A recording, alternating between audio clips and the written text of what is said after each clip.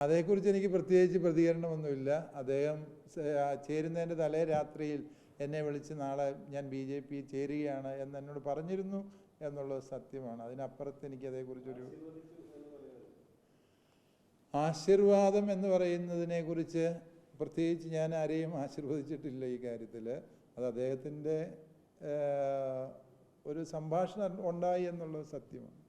ആ സംഭാഷണത്തിൻ്റെ കണ്ടൻറ്റ് ഇത്രയേ ഉള്ളൂ. പുള്ളി പിറ്റേ ദിവസം ചേരുകയാണ് എന്നുള്ളത് അത് അദ്ദേഹത്തിൻ്റെ തീരുമാനമാണ്. അദ്ദേഹത്തിൻ്റെ തീരുമാനത്തെ അദ്ദേഹത്തിന് ഉത്തരവാദിത്വമുണ്ട്.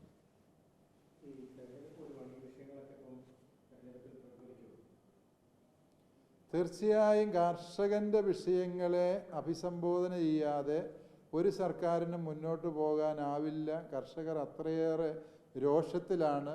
അവരാവർത്തിച്ച് ആവശ്യപ്പെട്ട കാര്യങ്ങളൊന്നും നടപ്പിലാകാത്തൊരു സാഹചര്യമുണ്ട്. അത് കർഷകരെ അങ്ങേയറ്റം ദുഃഖിപ്പിക്കുന്നുണ്ട്. അത് ജനാധിപത്യ സംവിധാനത്തിൽ പ്രതിഷേധിക്കാനും പ്രതികരിക്കാനുമുള്ള വേദി എന്ന് പറയുന്നത് തെരഞ്ഞെടുപ്പിലെ വോട്ടവകാശത്തിൻ്റെ വിനിയോഗമാണ്. കർഷകർ ആ രീതിയിൽ തന്നെ അതിനോട് സമീപനം പുലർത്തും.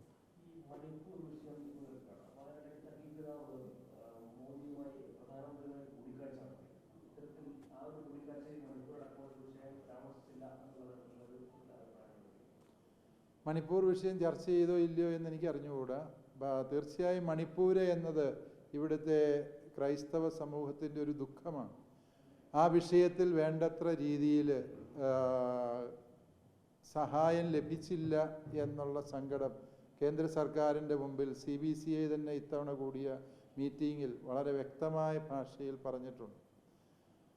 പക്ഷേ അതിനെ ഒരു വർഗീയ കലാപമായി അതിൻ്റെ പേരിൽ ആക്കി മാറ്റാനോ അതിൻ്റെ പേരിൽ മറ്റെന്തെങ്കിലും മുതലെടുപ്പ് നടത്താനോ ഇവിടുത്തെ ക്രൈസ്തവ സമൂഹം തയ്യാറാകുന്നില്ല.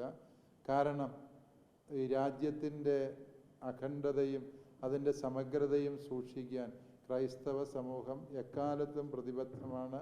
ആ നിലപാടിൽ ക്രിസ്ത്യാനികൾക്ക് മാറ്റമുണ്ട് എന്ന് ഞാൻ വിചാരിക്കുന്നില്ല. മറിച്ച് ഇതിനെ ഒരു രാഷ്ട്രീയ വിഷയമായി മാത്രം മുഖ്യധാര രാഷ്ട്രീയ കക്ഷികൾ കാണുന്നത് കൊണ്ടാണ് ഈ പ്രശ്നത്തിന് ശരിയായ പരിഹാരം കണ്ടെത്താത്തത്. യഥാർത്ഥത്തിൽ ഇതൊരു ക്രമസമാധാന വിഷയമായി കരുതുകയും ഈ വിഷയത്തെ ആ രീതിയിൽ പരിഹരിക്കാൻ സർക്കാരുകൾ മുൻകൈയെടുക്കുകയുമാണ് ചെയ്യേണ്ടത്.